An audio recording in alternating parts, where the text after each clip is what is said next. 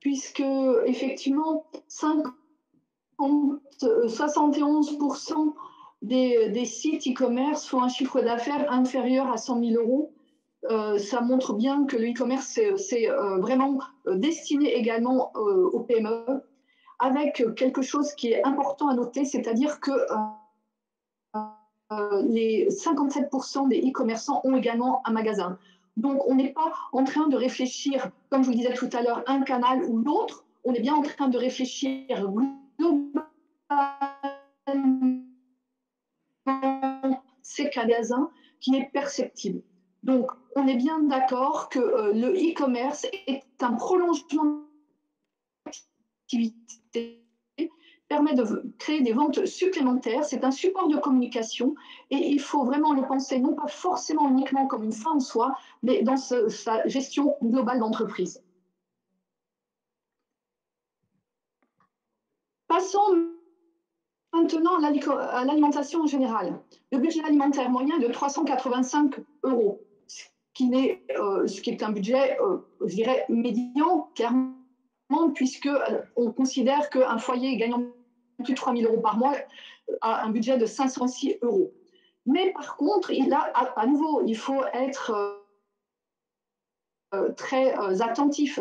On se rend compte qu'il y a de la concurrence un petit peu tous azimuts. Alors, par exemple, les groupes coopératifs qui ont vraiment des ambitions, qui les affichent et qui sont des concurrents à devenir, avec par exemple terredeviande.coop, la livraison de repas qui vient aussi en confrontation avec le e-commerce. On est sur quelque chose de tout près.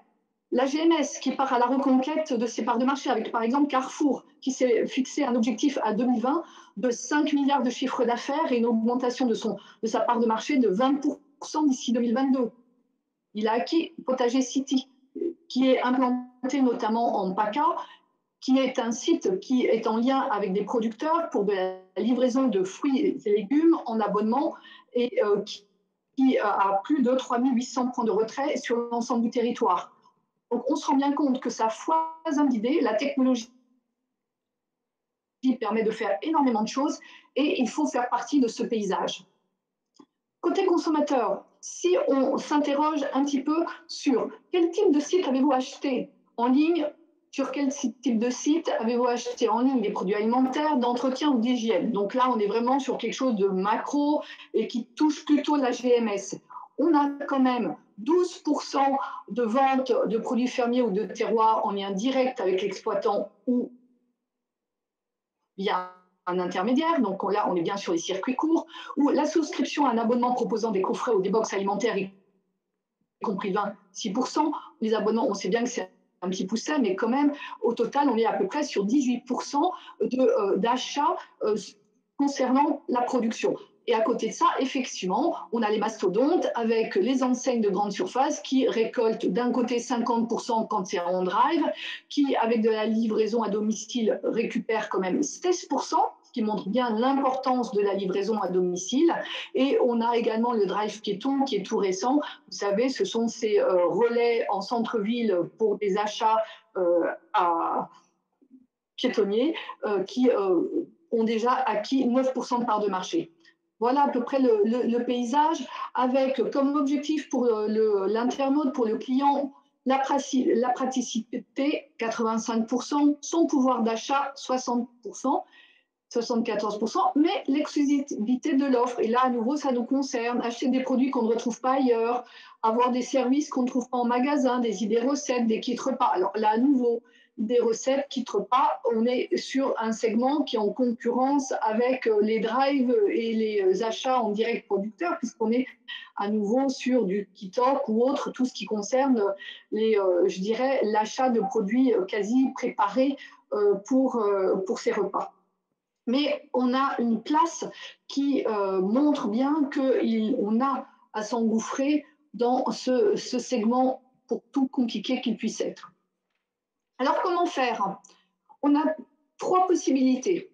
Soit faire un simple mail, un formulaire en ligne, une page Internet, c'est-à-dire un site vitrine ou un site e-commerce individuel. Dans ces cas-là, on est effectivement sur une démarche totalement personnelle, on travaille de manière indépendante et on n'a pas ou peu de service qui est offert.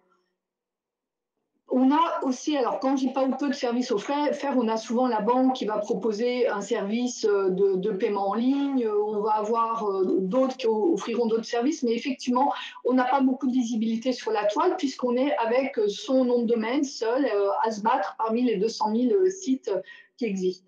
On a ensuite un outil Drive en marque blanche ou sous la marque Drive Fermier, que vous connaissez tous bien, qui est le segment de Bienvenue à la ferme, où là on est dans un cadre collectif qui est bien établi avec une charte, mais on a une visibilité, on a la visibilité de la marque et on a un réseau qui est implanté sur le territoire. Et enfin, on a la marketplace, où là, à nouveau, on est sur une démarche individuelle, mais on est dans un tout qui va offrir de la visibilité, de l'apport commercial. Vous connaissez tous probablement vente privée, Cdiscount, Amazon. On est là avec des généralistes, mais on a également du Locavor, du Pour de Bon, qui, eux, sont spécialisés sur la partie alimentaire. Donc, dans les deux cas, on a bien la possibilité d'avoir son trou de faire son trou dans la marketplace avec une vraie réflexion à avoir sur ce que l'on souhaite.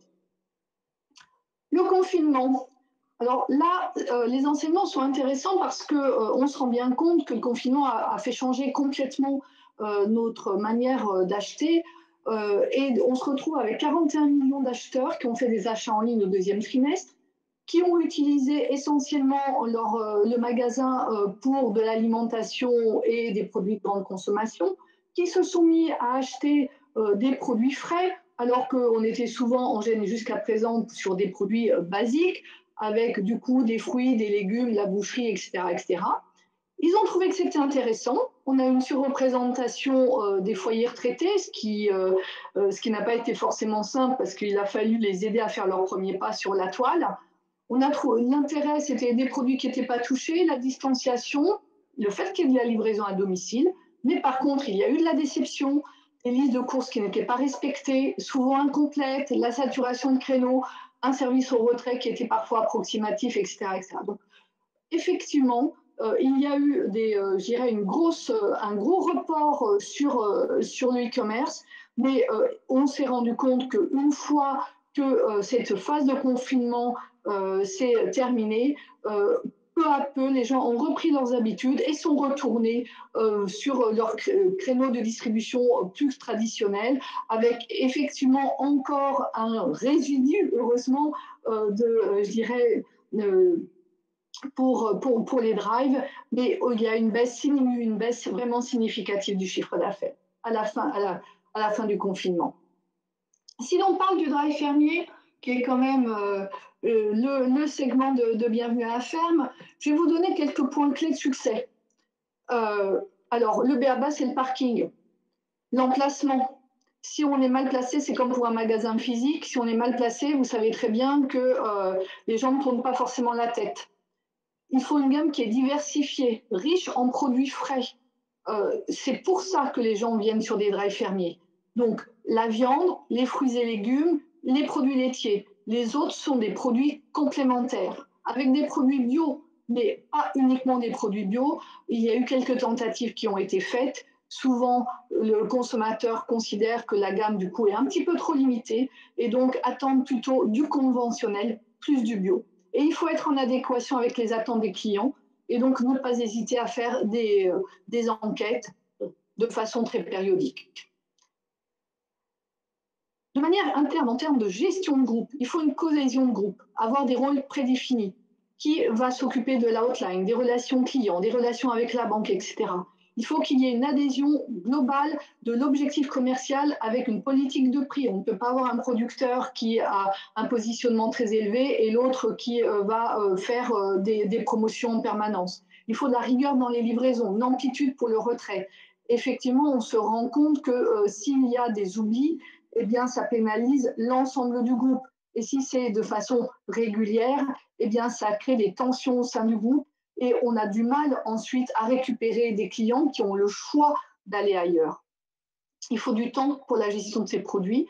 Il faut avoir une attention particulière pour les produits à faible rotation, pour les avoir dans sa gamme sans demander aux producteurs de se déplacer systématiquement. Il faut effectivement du temps également pour la communication, le marketing, dès l'ouverture. Il faut avoir des charges de structure calibrées.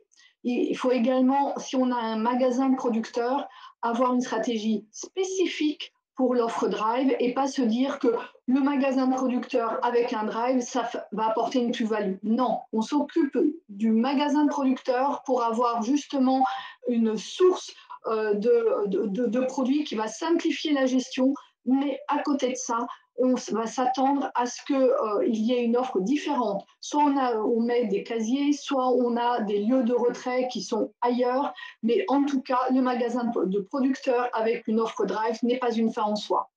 Il faut faire attention, le magasin, un drive atteint sa maturité en 18 mois, d'où l'importance d'avoir une communication dès le départ. Et ensuite, la communication, la croissance devient externe. Donc, communication avec une croissance externe, ça veut dire nouveaux producteurs, nouveaux segments, nouveaux points de retrait.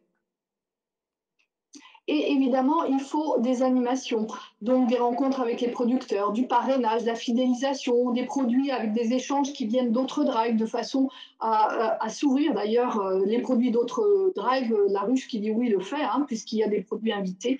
De toute façon, il faut se dire que le lien producteur-consommateur doit être présent, y compris si on est au départ via un outil virtuel, technologique. Il faut absolument qu'on se rende compte que les producteurs sont derrière ça, parce que c'est ce qui fait notre différence. Donc, en conclusion, un accompagnant est indispensable pour avoir un projet viable. On a à gérer toute la partie organisationnelle de groupe, le choix du lieu. Il faut faire attention, on a atteint une maturité au bout de 18 mois, donc il faut bien préparer son lancement. Il faut bien faire attention à la satisfaction client et il faut tout de suite se dire que très rapidement, la croissance devient externe. Voilà, si vous avez des questions, je pense avoir fait un bon tour d'horizon en allant du plus général au particulier et je vous dis merci. Merci Anne de cette intervention. On aura compris qu'il ne suffit pas de faire un site internet pour qu'un drive fermier ou de la vente de produits agricoles se fasse toute seule. Il y a besoin d'un accompagnement, il y a aussi besoin d'y mettre un peu d'humain et c'est ce que vous disiez au moment sur une des diapos précédentes où vous parliez d'animation et de remettre les agriculteurs au cœur du système. Pour prolonger cette intervention assez généraliste, je vais donner la parole à Guillaume Sinard, qui intervient pour le Vaucluse sur tous les projets de drive fermier ou de sites de e-commerce en lien avec l'agriculture. Juste pour faire un petit point de ce qui existe déjà dans le Vaucluse. Alors peut-être que Grégory, tu pourras compléter s'il y en a dans le 13 et on abordera un peu plus les projets qu'il y a dans le 13 un peu plus tard. Mais voilà, Guillaume, qu'est-ce qui se passe dans le Vaucluse ? Qu'est-ce qui est en activité ? Donc, dans le Vaucluse, on a 2 drives fermiers. Un drive fermier qui se trouve à Apt, associé à un magasin de producteurs, et un drive fermier qui est accompagné par l'association En Direct de nos fermes. 2 drives fermiers, on va dire, complètement différents. Un qui est vraiment basé sur le magasin qui se trouve à Apt, et puis l'autre qui est basé sur des distributeurs automatiques, donc En Direct de nos fermes, et avec une multitude de points relais mis en place un peu partout sur Avignon et jusqu'à l'Île-sur-Sorgue. Voilà les projets de développement d'aujourd'hui, c'est essentiellement de développer des points relais pour compléter la distribution et pour arriver au plus proche des consommateurs. C'est ça. Le but, c'est d'augmenter le point relais pour être au plus près de là où habite le consommateur ou là où travaille le consommateur pour qu'il puisse récupérer facilement sa commande. Alors, je voulais compléter cette intervention très théorique par le sentiment d'un agriculteur et de l'association En Direct de nos fermes qui a été très, très sollicitée pendant pendant le confinement, pardon, excusez-moi, je cherchais le terme. Donc, j'ai demandé à Hervé Larguier, qui en général témoigne pour nous, de nous parler un peu du retour sur la période du confinement et puis sur l'intérêt d'un drive fermier pour l'association, qui existe depuis 2000. Donc, le drive fermier, c'est depuis 2018. Et en plus, vous êtes point relais. Vous avez été point relais. Oui, donc au niveau du drive, alors c'est quand même assez particulier. Bon, la situation sanitaire est particulière. Et c'est vrai qu'à un moment donné, de mémoire, je crois que c'est le 14 mars, quand on va dire tout s'est arrêté. Personnellement, au niveau de l'exploitation, on avait déjà des marchés qui étaient engagés donc envers les collectivités et on s'est retrouvé avec, on va dire, pas mal de volume encore au niveau de nos productions de pommes à commercialiser.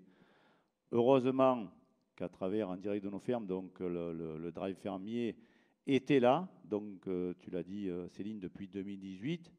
Et à un moment donné, bon, l'intervention qu'a fait, c'est Anne, je crois, voilà, juste avant, a bien fait ressortir donc l'explosion au niveau de la demande en fruits et légumes frais des consommateurs. Et on va dire, ce qui au départ nous inquiétait un peu, à un moment donné, le drive nous a permis donc de continuer à commercialiser. Alors certes, ce n'étaient pas les mêmes marchés, il a fallu s'adapter, il a fallu faire des lots plus petits. Et derrière, bien sûr, il a fallu mettre la main à la pâte, comme on dit, et il a fallu livrer aussi, parce que ce n'est pas facile d'organiser du jour au lendemain. Voilà, on avait prévu de faire quelques livraisons le matin très tôt, et on s'est retrouvé à livrer des bonnes parties de l'après-midi pour satisfaire la demande. Bon, c'est vrai que le confinement généralisé facilitait cela, puisqu'il n'y avait plus de véhicules. Donc, les livraisons se faisaient assez rapidement. Je crois que c'est aussi une des clés du succès qu'a dit l'interlocutrice juste avant, parce que c'est vrai qu'aujourd'hui, les gens veulent être livrés dans la journée. Je pense qu'on répondait pas mal aux exigences, bon, avec un peu certains loupés, parce que c'est vrai que nous, on a une production avec les pommes qui est stockable, c'est plus facile. Mais pour prendre un exemple concret, la productrice d'œufs, elle ne pouvait pas faire pondre ses poules plus vite, malgré l'explosion de la demande, puisque bon, les poules, ça fait 9 toutes les 36 heures, je crois. Donc voilà, c'était assez limité de ce côté-là. Voilà, mais le retour d'expérience est positif. Et c'est vrai qu'il faut qu'on continue, surtout au niveau de l'animation, quoi. J'ai bien entendu ce qui a été dit avant. C'est pas juste faire une page sur Internet et dire on est capable de livrer. À un moment donné, si on n'entretient pas le lien avec les clients et si on ne leur apporte pas, en plus du service, la qualité, ça marche un moment, mais ça ne perdure pas dans le temps.